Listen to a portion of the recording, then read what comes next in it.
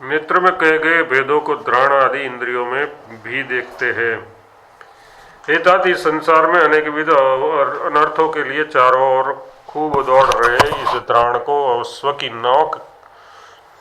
की नाई रोकने में मैं समर्थ नहीं हो रहा हूँ। अति दोष युक्त कोई प्रबल शत्रु जबरदस्ती पकड़कर जैसे किसी पुरुष को दुर्गंधपूर्ण जल बहाने वाले नगर के बड़े पनाले में तुम इसमें बराबर घूमते रहो ऐसा आदेश देकर नियुक्त कर देता है, वैसे ही श्लेष्णादि दुर्गंध भरे जल वहां रहे अपने बल में मुख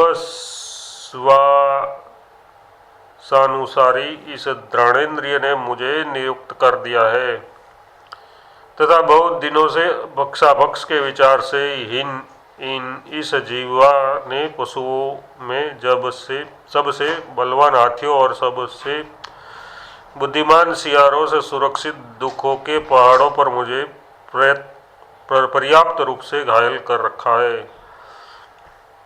भगवान त्वगिंद्रिय की स्पर्श लपटता को मैं ऐसे रोक नहीं सकता जैसे ग्रीष्म काल के प्रदीप्त सूर्य के ताप को।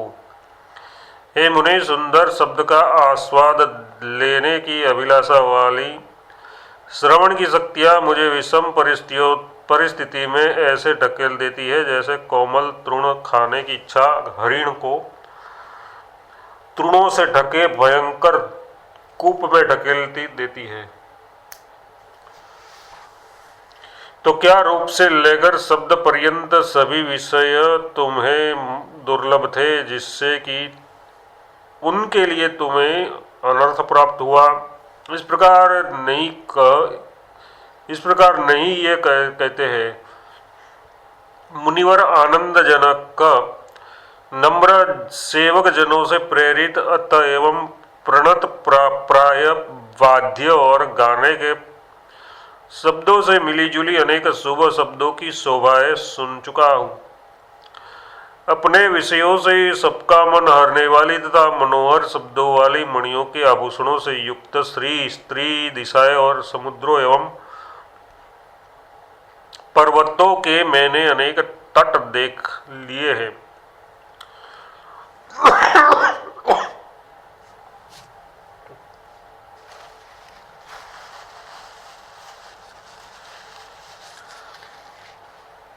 विनीत स्त्रियों द्वारा लाए गए मधुर आदि रसों के अनेक चमत्कारों से मनोरम यथा योग्य मिलाने तथा पकाने आदि के चातुर्य के कारण गुणयुक्त संपादित षडरसों का मैंने चिरकाल तक खूब स्वाद चखा है। रेशमी मुलायम वस्त्रों, सुंदर कांताओं, अनेक तरह के हारों, पुष्प संज्ञाओं तथा शीतल मंद सुगंध युक्त पवन का भी मैंने भोग भूमियों में सर्वत्र निर्विघ्नता पूर्वक खूब स्पर्श किया है। हे मुने, सुंदर स्त्रियों के मुख चंदन, खस, अगरू आदि औषधियों, अनेक तरह के फूल तथा ढेर कपूर, कस्तूरी आदि के मिश्र, इन सब की मंद मंद वायु से प्रेरित गंधों का मैं बहुत अनुभव कर चुका हूँ। हे मुने, मैंने शब्दादि विषयों का खूब श्रवण, स्पर्श और अवलोकन किया। विविध रसों का खूब आस्वाद लिया। तरह तरह के फूलों को खूब सूंघा। मर से पुनः पुनः इस विषयों का उपभोग करने से ये सब के सब विषय मेरे लिए सूखे काष्ठ की नाई बिल्कुल निरस हो चुके हैं। ऐसी स्थिति में ये विषय तो मेरे लिए एक तरह के वमन को खाने के सदस्य बन गए हैं। अतः हे भगवान, मुझसे शीघ्र कहिए अब मैं किसका सेवन करूं। तृण, गुल्म आदि से लेकर ब्रह्म पर्यंत के परिणाम में दुखदायक विषयों का मैंने हजारों वर्षों तक अच्छी तरह भोग किया, लेकिन हे भगवान, फिर भी मुझे तृप्ति नहीं हो रही है। चिरकाल तक निष्कपट राज्य करके अनेक सुंदरियों का भोग करके तथा शत्रुओं के सैन्य को खूब चूर्ण चूर्ण करके भी है भगवान, मनुष्य अपूर्व कौन सा पदार्थ पा जाता है? मेरी समझ में तो उसे नई कोई चीज नहीं मिलती। भगवान, जिन हिरण्यकशिपु आदि राजाओं ने तीनों लोगों का चिरकाल तक लगातार मनमाना भोग किया तथा उस जिसके विनाश का साधन इस संसार में कुछ नहीं था, वे सब भी शीघ्र ही भस्म पद को प्राप्त हो गए, नामावशेष हो गए। ऐसी स्थिति में मनुष्य को क्या करना चाहिए? ये कहते हैं, जिसके प्राप्त हो जाने से फिर कोई दूसरा प्राप्त करने के योग्य पदार्थ अवशिष्ट नहीं रह जाता। हे मुने, सो कष्टपूर्ण चेष्टा से भी उसकी प्राप्ति में मनुष्य को सदा प्रयत्नशील बनना चाहिए। चिरकाल तक अनेक विध बड़े बड़े भोगों का भोग करने वाले पुरुषों में भी भोग काल समाप्त हो जाने पर जिन लोगों ने भोग कर नहीं किया है, ऐसे अन्य पुरुषों की अपेक्षा कोई विशेषता नहीं दिखती। ये कहते हैं, जिन जिन पुरुषों ने अत्यंत रमणीय भोगों का चिरकाल तक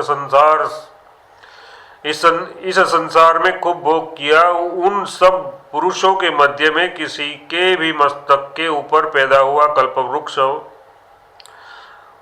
कल्पतरु वृक्ष आज तक किसी से नहीं देखा गया, जिससे कि वह पुरुष उस कल्पतरु की छाया में सदैव पूर्णकाम होकर विश्राम करता रहे, और न उसके पैर में आकाश में उड़ने वाला विमान आदि ही कोई पैदा हुआ देखा गया, जिससे कि वह सदा ही सर्वत्र विहार करता रहे।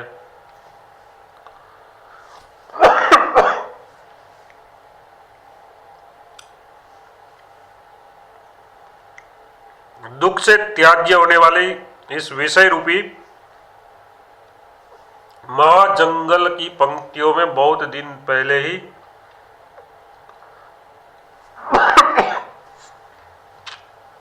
इन इंद्रियों ने मुझे ऐसे ठग लिया है, जैसे ध्रुत बड़े बड़े लड़के सुशील छोटे बच्चे को ठग लेते हैं।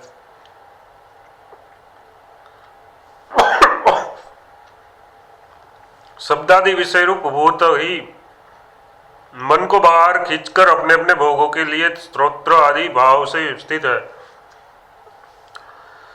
इन काष्टदायक इंद्रिय नाम वाले अपने विषय रूपी शत्रु को जो आज मैंने अच्छी तरह पहचान लिया, ये विषय और इंद्रिय रूपी छाठ शिकारी शून्य संसार रूपी जंगल में संतप्त नर रूपी मुझ मृग को धोखे से फंसाकर बार बार आस्वादन दे देकर मार रहे हैं। जिनकी तालों के अंदर भयंकर विष भरा रहता है, ऐसे इन विषय और इंद्रिय रूपी सांपों से जो नहीं डसे गए हो, ऐसे दो तीन मनुष्य भी आज तक इस संसार में मुझे नहीं दिख पड़े। इन्हें अवश्य जीतना चाहिए, ये दिखलाने के लिए इंद्रियों का ही शत्रु की सेना रूप से वर्णन करते हैं।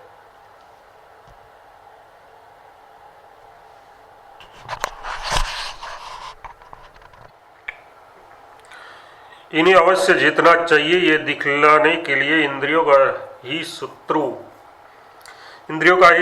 की सेना रूपी जिससे वर्णन करते हैं। तात इस दुष्ट इंद्रिय रूपी सेना को जीतने के लिए कमर कसकर जो खड़े हैं, वे ही इस संसार में सर्वोत्कृष्ट योद्धा है। एक दुष्ट इंद्रिय रूपी सेना भोग रूपी भयंकर हथियारों से युक्त है। तृष्णा रूपी चंचल वागरा मतलब हिरण फंसाने का जाल से युक्त है। लोभ रूपी उग्र तलवारों से पूर्ण है। कोप रूपी बरछियों से अंकित है। शीतोष्णादि द्वंद्व समूह रूपी रथों से व्याप्त है। अहंकार रूपी सेनापति से सुरक्षित है। चेष्टा रूपी घोड़ों से ये भरी है। काम रूपी कोलाहलों से युक्त है, और ये शरीर रूपी नगर के सीमांत को चारों ओर से आक्रांत कर स्थित है। मत वाले ऐरावत का मस्तक फाड़ देना बिल्कुल सरल है, लेकिन हे मुनीश्वर, कुमार्ग में प्रवृत्त अपनी इंद्रियों को रोक रखना सरल नहीं है। हे साधो, तत्वज्ञानियों की भी अपने पौरुष, महत्व, महाधैर्य और विश्रांति संपत्ति की अवधि इंद्रियों के ऊपर विजय प्राप्त करना ही है। मनुष्य तभी तक देवताओं की भी मान्यता को प्राप्त करता है जब तक कि तृण की नाई अपनी कुपड़ इंद्रियों से विषयों की ओर खींच नहीं लिया जाता।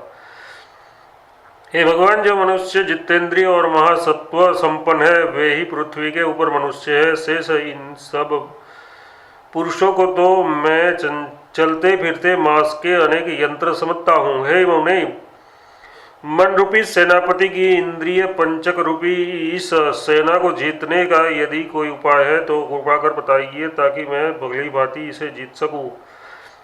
मुझे तो एक ही उपाय मालूम है, इसे कहते हैं भोगों की आशा के त्याग के सिवा इंद्रिय रूपी भयंकर रोगों की शांति के लिए न कोई औषधि है और न कोई तीर्थ है और न कोई मंत्र ही दिखते हैं। विषयों की ओर दौड़ रही इन इंद्रियों ने मुझे परम खेद में ऐसे पहुंचा दिया है जैसे महाभयंकर जंगल में अकेले जा रहे पथिक को चोर खेद में डाल पहुंचा देते हैं। इसके बाद तुल्य विशेषणों द्वारा पल्व आदि के साम्यक से इंद्रियों का वर्णन करते हैं। कीचड़ों से पूर्ण मलिन दुर्भाग्ययुक्त गंध सहित सेवालो तथा उसके तुल्य गंदे पदार्थों से कुत्सित ये छोटी छोटी तलैया और इंद्रिया एक सी है। दुरतिक्रमणीय जाड्य और हिमों से गहन तथा अनेक तरह का आतंक पैदा करने वाले ये जंगल और इंद्रिय समुदाय एक से है। पंख से उत्पन्न तथा पंख के उत्पादक छिद्र युक्त अत्यंत दुर्लक्ष्य गुण मतलब वासना और तंतु वाले गांठों से समन्वित और जड़ अंगों वाले एक कमल नाल और इंद्रिय समुदाय तुल्य है। रुक्ष रत्नलुब्ध तरंगों से युक्त और दुर्ग्रह ग्रहों से भयंकर लवण सागर के जल और ये इंद्रिय समुदाय एक से है। बांधवों को उद्वेग पहुंचाने वाले, अन्य शरीर धारण करने वाले और करुणों से क्रंद करने वाले यह मरण और इंद्रिय समुदाय समान है। अविवेकियों के शत्रु और विवेकियों के मित्र गहन निरवधि तथा जन विश्रांति शून्य एक कानन और इंद्रिय गण तुल्य है। घन आस्फोट वाले असार मीलन जड़ और विद्युत प्रकाश वाले ये भयंकर मेघ और इंद्रिय समुदाय तुल्य है। शूद्र प्राणियों से ग्रहित, महात्माओं से वर्जित तथा रज और तम से अभिभूत अपनी ये इंद्रिया और कुपथ समान है। नीचे गिराने में अत्यंत निपुण, दोषासी विष वाले तथा रूखे लाखों कंटकों से युक्त जीर्ण गट्ठों के मुख और ये इंद्रिया तुल्य है। हे महामुने, अपने पेट पालने में प्रवीण अनार्य एकमात्र साहस में निरत और अंधकार में विचरणशील ये राक्षस और इंद्रिया तुल्य ही है। भीतर में खोखले असार वक्र गांठ युक्त एकमात्र जलाने में उपयोगी जीर्ण बांस आदि की लकड़ियां और इंद्रिया एक सी है।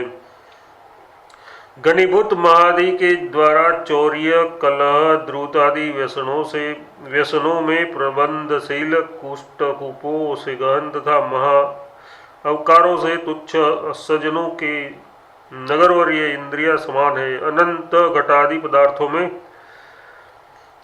कारणभूत ब्रह्मण और कीचड़ से युक्त एक कुम्हार के चाक और इंद्रिया दोनों समान है। हे आपत्ति में उबारने वाले भगवान, इस तरह इंद्रियों के कारण आपत्ति के सागर में डूबे हुए इस मुझ अकिंचन शरणागत का आप दया करके उपदेश से उद्धार कीजिए, क्योंकि इस संसार में आपके जैसे जो कोई दयावान बड़े तत्वज्ञानी रहते हैं उनकी शरणागति इस परम शोक साथ परम शोक नाशक होती है, यो सभी शास्त्र तथा सभी लोग बताते हैं।